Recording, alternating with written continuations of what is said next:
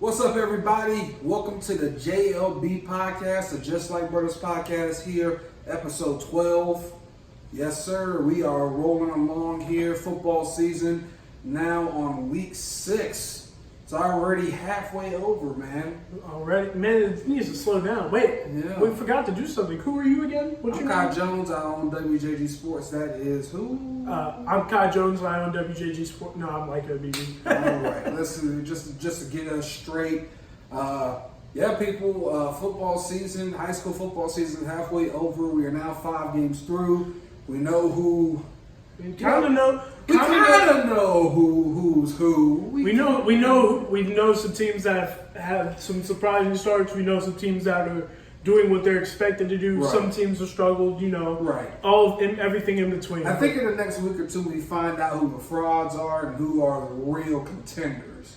Yeah, so, I can see that because we have now. Because now conference season is starting for most teams. And we cover some of the best conferences in North Carolina, of course, I can't wait. 17 conferences they starting this week. Yep. Those 16 conferences they start next week. Uh-huh. So we're going to start a little bit out with the Eastern Carolina Conference is going to kick off conference play now.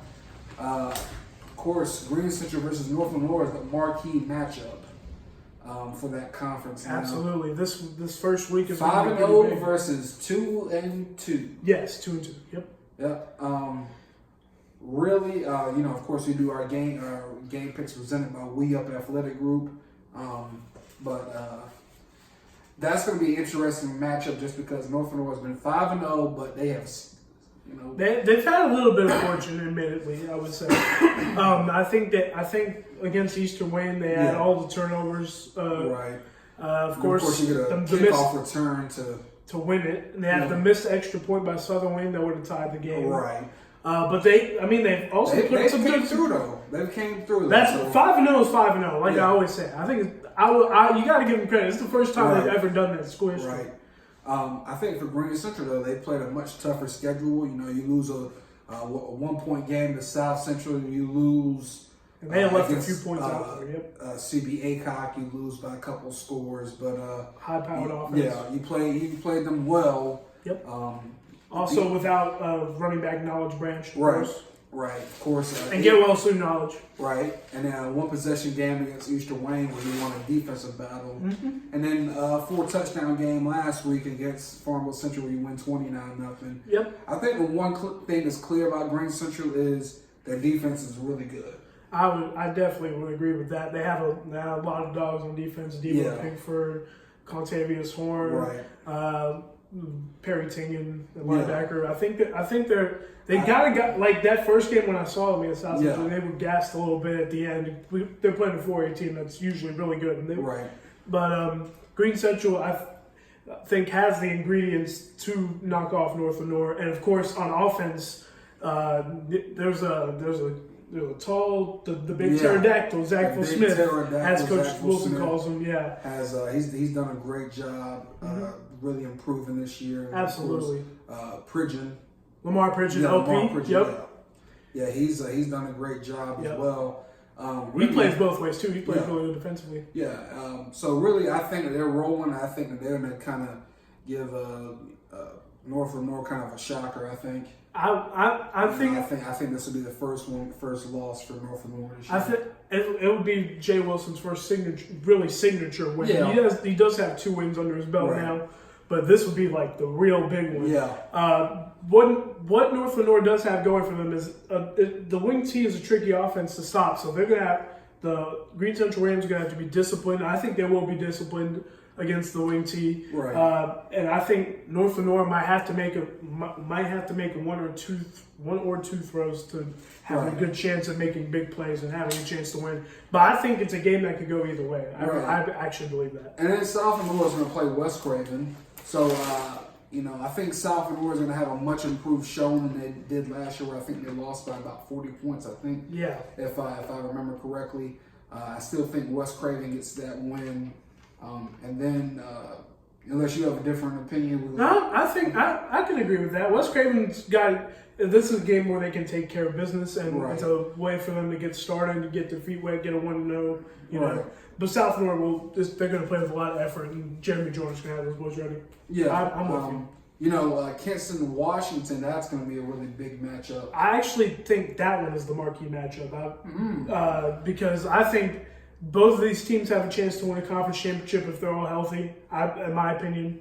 But I think the reason why I don't count out, I don't count out the Green Central North and North one is just because I think that one's going to kind of measure where both of those teams will fall. Because I think if North and North can win against Green Central, I think that they can win against a Kinston, a Washington, West Craven. That's a fair point. But in terms of the matchup, and then I think if Green Central comes out and they play the way that they should, and it shows people that, hey, don't count us out. Washington's got a lot of buzz. West Craven's always been there. Kinston's always been there. Aiden Grifton too. Yeah, Aiden Grifton too. You don't. So now it's like you got to talk about us. Yeah, you kind of have to put them in the conversation. But Kinston and Washington, I think this one is going to be the first one that can show us who Washington is. Yeah. Yes. Of course, we're going to talk about adjusted max prep ranking, but Washington is actually the highest team in the Eastern Carolina Conference when it comes to rankings right now. Yeah, that's pretty Yeah, even though North and North is undefeated. I think that there's one for Washington. This is a game in the past that they have dropped. So I think this is the one. It's like the litmus test game. Yes. I think they have to come out and prove that they are who they've been hyped up to be. I think for Kinston, this is the game that can prove to everybody that it's just really just been the reason why they're 3-2 right now is because of a tough schedule, not because they've gotten any worse. Yeah, and also, I mean, the key injury to Demetri Holmes kind of put a damper on the Fike loss and the Jacksonville loss, even though they had a very good game against Jacksonville. Right. But I said that Washington-Kinston was a marquee matchup to me because of the matchup itself. I think it could be like really good in between the lines, in the trenches, and in skill position players. I just really like the matchup. It's going to be a fun game. I think that's going to be a big one. Of course, moving on to the 3A, 4A Eastern Carolina Conference. Oh, yeah. That's kicking off this week. Yep. Of course, ACOC is going to be having probably the biggest game they've had in the last 10 years. C. Brooks said he wants to sell out. They need to sell out. And the reason why is they are playing a South Central Falcons squad that won the conference championship last year, went undefeated through regular season. Right now, they look very beatable. Yes. So this is the chance for CBA Cop to really stake their claim. This is their litmus test game. Yeah, this is where they have to really stake a claim that this is a really good. This team can win now. They're not a pretender. Yeah, not a pretender. Because if you can beat South Central, then you can probably beat either a Rose or a Conley, or even you can probably give New Bern a test. But speaking of New Bern, we both consider them the conference championship favorites right now. Right. They're taking on the JH Rose Rampants on Friday. See, we both picked New Bern to finish behind ACOC, but the thing about it is they coming into this, Torrey Noel, we knew how good Torrey Noel was as a coach, but we didn't know he could be able to turn around this quick because last year New Bern had been kind of a dumpster fire a little bit. I don't mean to be. I mean it sounds disrespectful, but in truth, they lost to Pamlico County so badly. Yeah. And as a 1A team, of course, coached by Coach Noel. Compared to where New Bern has been in the past, where they've been a perennial power. State champion 2014. Yep. But we didn't know that Torrey Noel could turn around that quick. They've turned around this quick, and now they're playing JH Rose. So I think both of those two teams are actually the best two teams in the conference. Rose has struggled a little bit recently, of course, with 3 consecutive losses. All the good teams, though. Right. They lost to Northeastern, who is a state title contender for 2A. I think they're number 1 in the adjusted max prep rankings, at least for the East. Yeah. And then they've lost to Rocky Mount, who is a contender in 3A, and Southern Nash, who I think is number 5 in 3A. So those are some of the best teams in the East in ENC. So I think, but this is a game for both. This is a game where Rose can have a chance. I think what's been more troubling for Rose's point of view is how bad they lost to Rocky Mount and how bad they lost to Southern Nash. And, because Northeastern, I think the game was relatively close. It was close until like Northeastern scored at the end. Right. And so I think necessarily that's really been more troubling to me than the actual losses because you're playing tough competition, but to lose in the manner they have, it kind of does send a little. Yeah, it's kind of. Especially when you have to play Newbern to start your conference schedule. A Newbern team that's hungry. For them, this is a litmus test for them, too. I mean, this is a litmus test for both of those teams, really. Even though Newbern, we've seen them beat state powers. They beat Jacksonville. They beat Havelock. Yep. They beat Goldsboro 50-6. I mean, it's what type of effect is it? It's the Noah effect. Yeah, the Tory Noah effect. He is, like I said, he is one of the elite coaches in Eastern North Carolina and possibly really the state, really. I mean, when you consider what he did the last 2 years, really the last 3 years. And he's been on the record, and I'm with him on this, that he may not be a high school coach unless he wants to continue to be a high school coach. He's probably going to be at the next level at some point. But of course, shifting from that to Conley's going to take on Southern Wayne in their opener, while Eastern Wayne has a bye. I think Conley, even though as bad as they've been, I don't think that Southern Wayne really has a chance in that one. I think, but the Saints were close in a few games. We did mention their loss to North and North, but Conley's losses have been way worse losses than when you consider Southern Wayne, who's lost to Baltimore, who's 5-0, Goldsboro, who's 2-3. And then they've lost to Beddingfield. Beddingfield by 1 point, who's 4-1. Yeah. But at the same time, Conley has played Northeastern. Yeah. They've played Scotland County. They've played Rocky Mount. Those are the first 3 games. I mean, and they played Northeastern as close as they could have played. I'm not saying West Carteret isn't a slouch. That was a get-right game for Conley. I don't think this is their best team ever, but I think that they always have been. They've been a traditionally decent program. Yeah, and Nate Connor's gonna have those boys ready because they know that they can get that game against Southern. Right. As far as conference openers elsewhere, there's no one else that's really opening as far as I can. I think Parrott is on a bye. APR, but they shout out to them. 3 consecutive wins to start their conference schedule. John Paul II's, I believe, also on a bye. Yeah, Eastern Wayne, of course, is on a bye. Yes, they are on a bye. Yep. Aiden Griffin undefeated. That's really the only two conferences who have started conference play. And actually, the Coastal Plains 1A does start this week as well. That's true. And that's where I will be venturing to this week. I'll get to that in just a second. We'll start with Northside going to Jones Senior. I think Jones Senior gets their first win. Ooh, really? Ooh. Yeah, I think Jones Senior has struggled, but they've been better in every game they've played. Yeah, and I think the thing for Jones Senior, they almost beat Northside last year. Yeah, they almost beat them last year. Northside hasn't shown me anything in the last 2 weeks. That makes me think that Northside has gotten any better because they won 3 easy games just like they did last year. But I think for Jones Senior now, you have a chance right here where, because Jones Senior has played Rosewood, they played North Duplin, they played some tough opponents, South Lenore, and they've been able to score in a couple of them. So I think now we get a chance to play a defense who maybe not be as strong, and you can put some points up on the board, get a few touchdowns.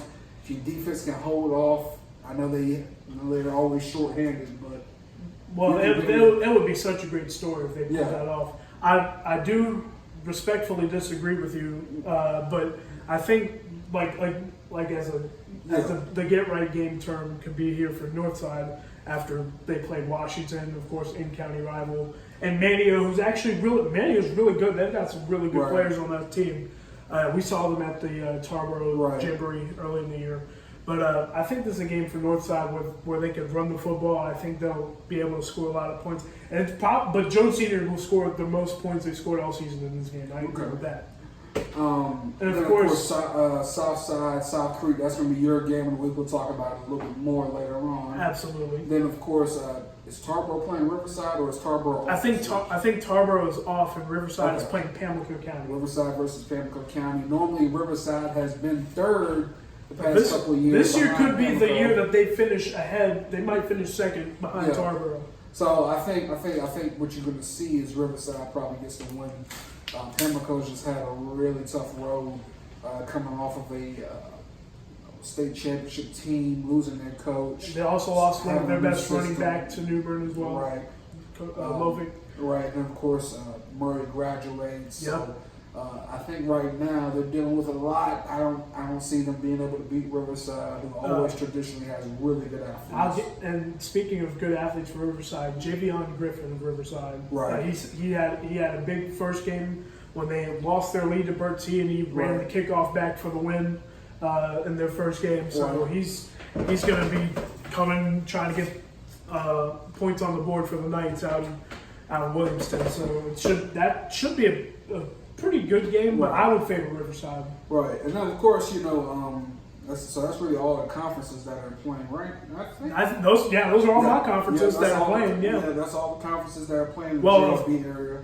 Well, yeah. Well, of course, Punga is also playing Wayne Christian. That's non-conference. Right.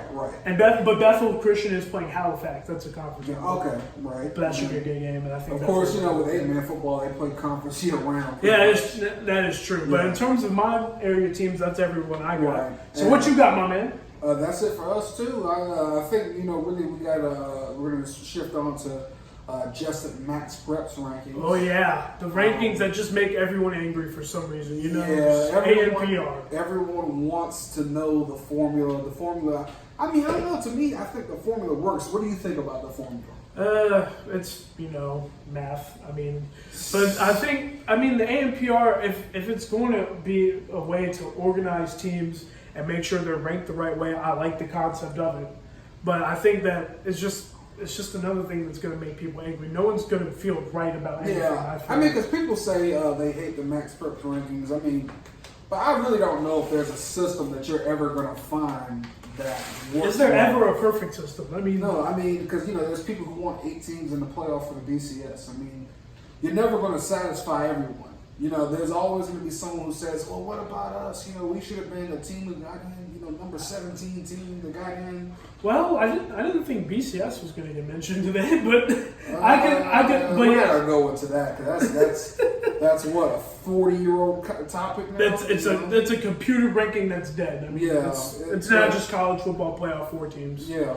But anyway, but anyway, the AMPR rankings did come out, and as you mentioned. In the Eastern Carolina 2A Conference, Washington was the top-ranked team, right? And it was North Lenore or Aiden-Grifton behind them. Aiden-Grifton was next. Yes, it was, and then I think they were Washington 22, Aiden-Grifton 25, and North Lenore. I think North Lenore was 27, and then I want to say West Craven next, and then Kinston, then Grand Central. And then South. Yeah, I think that was it. And Goldsboro was also ranked in the 60th, I believe. Number 60, So that means they will barely make the playoffs if it were to start today. Yeah.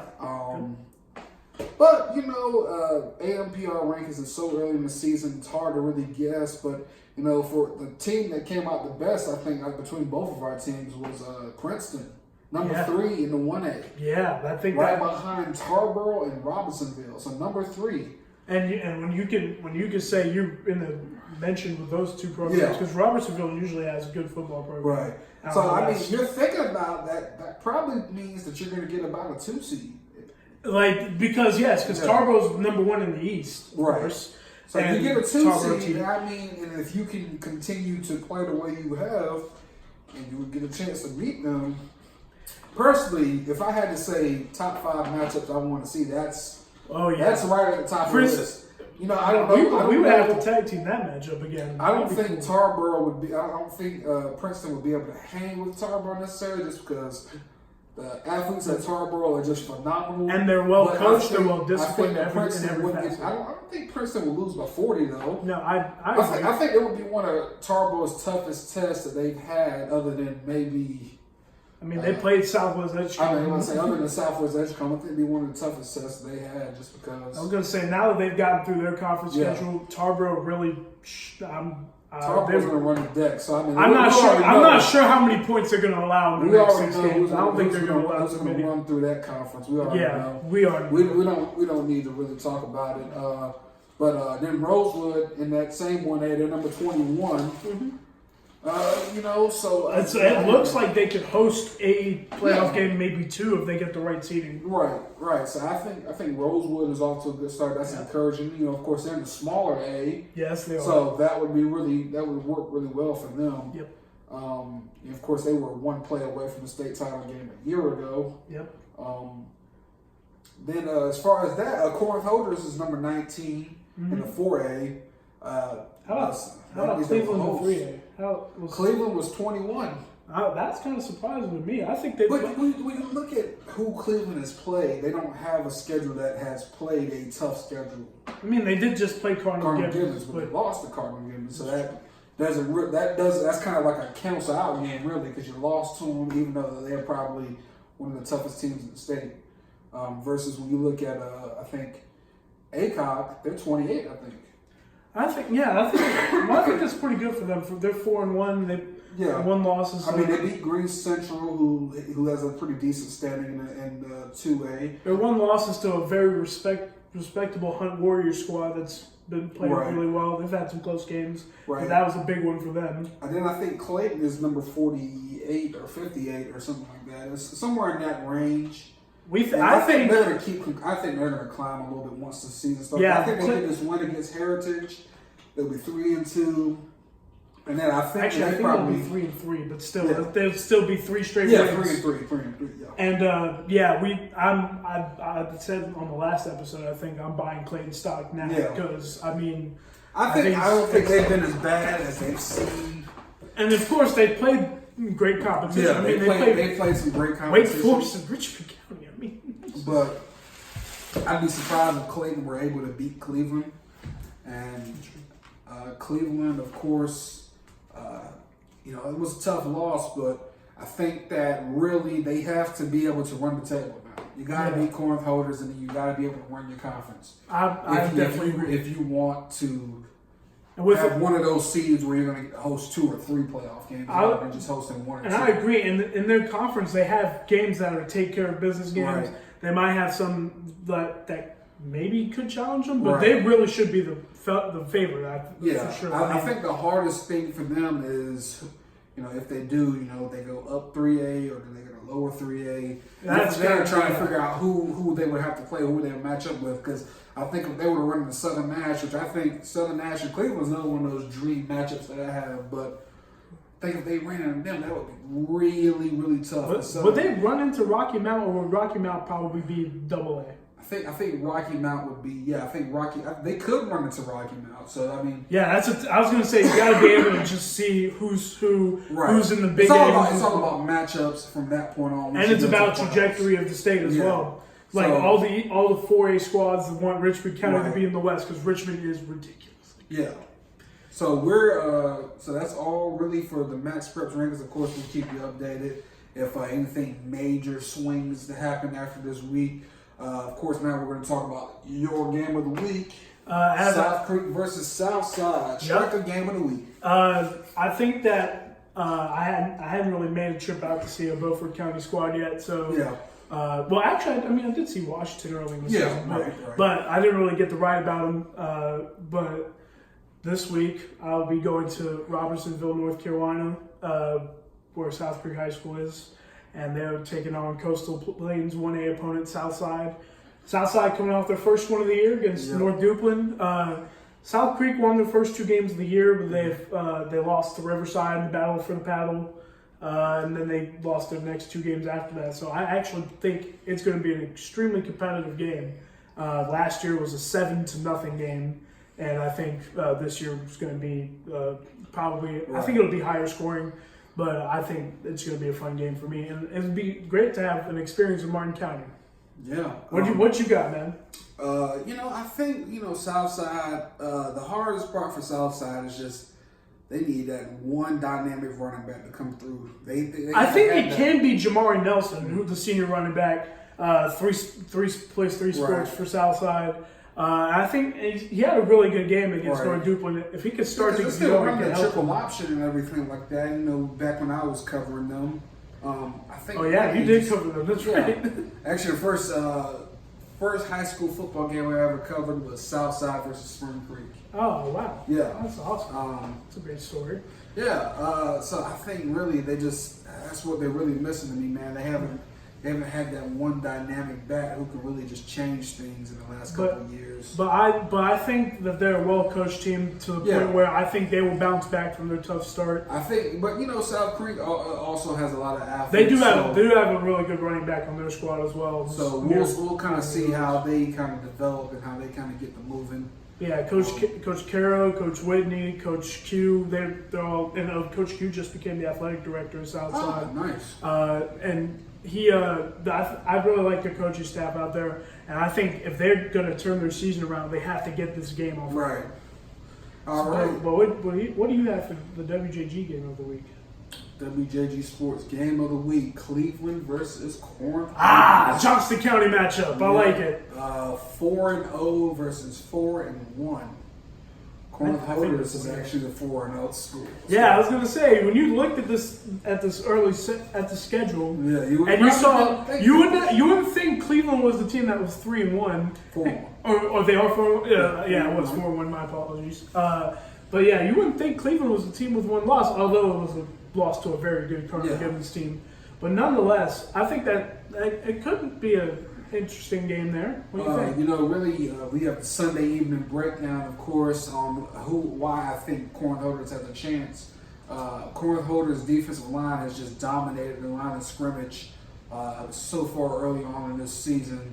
And I think when you go back and look at the Cardinal Gibbons game, the difference is I think Cleveland played the worst game that they played in the trenches. Yeah, I could, yeah. I mean, if you go back and look at the film, man, there was no room for Marion to make room. I mean, even the couple good runs that he got, it was because he broke out some tackles and so pretty much Omarion had to earn his yards. I mean, because I'm gonna put it to you this way. I mean, he had a bad game for him, which was 20 touches for 98 yards. That's a bad game for him. Yeah. Like I said, he's a sophomore. Yeah, he averages 20 touches for 234 yards a game. So this could be like the get-right game for him. I think like I said, if Cleveland can come out and dominate the trenches again, like they've been doing so far early on in this season, get Amari out here some space to run where he's not having to make people miss, to get a 2-yard gain. I think that'll be the key. If not, and it's a low-scoring game, then Corinth Holders, I think, has the more of a favor just because they also have explosive playmakers. When you consider Cameron Whitaker, he is a finisher. He's a closer for them. Then you have Marcus Bland, who's explosive. I think he has now 5 touchdowns with at least 50 yards or more. He's a big play Bland. Yeah. I think he has all of those. I think he has. I want to say 50. I want to say 5 for 50. I want to say. But you think Corinth will need to make some throws to win this game? Really, when it comes down to it, when you look at Matt Cozart versus Skylar Locklear, Cozart has been. He's a little bit more experienced. So you got to think, if it comes down to that, then I think I would probably trust Corinth Holders just a little bit more, even though I think Cleveland's receivers are better. Interesting. That's going to be a good matchup this week. Other than Marcus Bland, we haven't seen somebody from Corinth Holders who's been explosive like he has. But they've had a litany of running backs who've been able to do work. But like I said, I think I like Cameron Whitaker. I do too. He's had a great year. They've all had really good seasons. Yeah. And Corinth, at the start, I was Corinth. This is going to be not really their last test, but they got, next week they got Southwest Edgecombe. Oof. Yeah. And that Southwest Edgecombe team is, I think they're coming off a tough loss to Tarboro, Yeah, 24-7. But they led for a little bit, and then of course you know what Tarboro does. Yeah. They just find a way. They played. So I think, like I said, I think it's just going to be. It's going to come down to can Cleveland's dominate in the trenches. If they don't, then this will be a close game. I think Cornhuskers will have the advantage.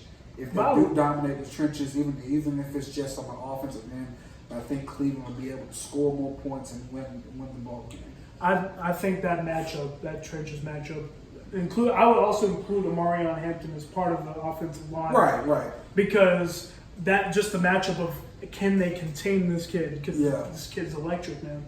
And there's a lot of electric. It's going to be electric. The thing about it is, like, they Cornhuskers linebackers have done a good job of being able to clean up when Cornhuskers defensive line have been able to get home and maybe not get the tackle, but when they've been able to box people in, the linebackers have been able to come in and make tackles. So it's going to be all about, can you wrap up Omarion Hampton and keep him under control? Absolutely. If you can give him up 20 touches, if you give him 20 touches and he only gets 140 yards, I still think that you can win this game. But if he goes off and he has 200 or 250, that's when I think that you start fighting a losing battle. Yeah. You just cannot give up the big play to Omarion or to anyone on the Cleveland offense. Right. But yeah, I think they're going to come out focused for this one after what happened against Cardinals. Yeah, like somebody told me in the crowd, I think that'll buy them 3 or 4 good weeks of practice. Oh yeah. Yeah. So. But yeah, I think that's pretty good wrap up there. Right. Yeah. We only thing we got to talk about is, of course, our game picks, the We Up Athletic Group game picks of the week, of course, presented by We Up Athletic Group. They are our sponsors, and they have shout out to Coach Oates. Yep. So if you need any athletic training, basketball, football, track, they do it all. Of course, give Nick Oates a call, and they will come through and show you how to do it because they're good at what they do. I definitely would agree with that. But I think that's it. That's it. We got plenty of football content from last week. We also have Lancashire Day Soccer up. They're state championship contender. You better be. Those Chargers are coming. You better watch out.